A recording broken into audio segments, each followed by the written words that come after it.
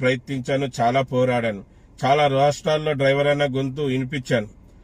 ఎన్ని పోరాటాలు చేసినా, ఎన్ని విధాలుగా నిరసనలు తెలియజేసినా, ఎన్ని ధర్నాలు చేసినా, ఎన్ని రాస్తా రోకోలు చేసినా, ఎన్ని చేసినా డ్రైవర్ కంటూ గుర్తింపు సాధించలేకపోయాను.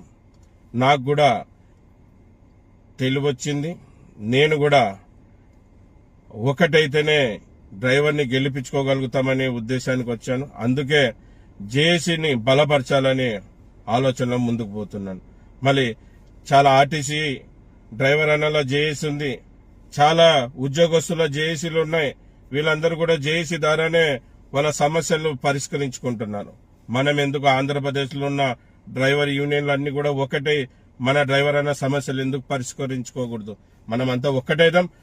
మనకి ఏదన్నా సమస్యలు ఉంటే, ఏదన్నా మనకి గలాటలు ఉంటే ఆ గలాటల్ని పక్క పెట్టి ఒక్కటైదాం.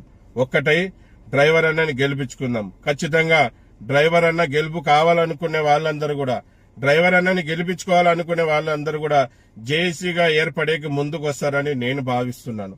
మళ్ళీ రాండి, అందరూ కలిసికట్టుగా డ్రైవర్ అన్నని గెలిపించుకుందాం.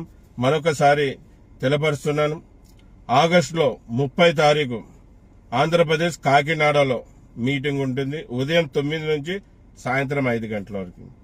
జై డ్రైవర్ అన్న, జై జై డ్రైవర్ అన్న.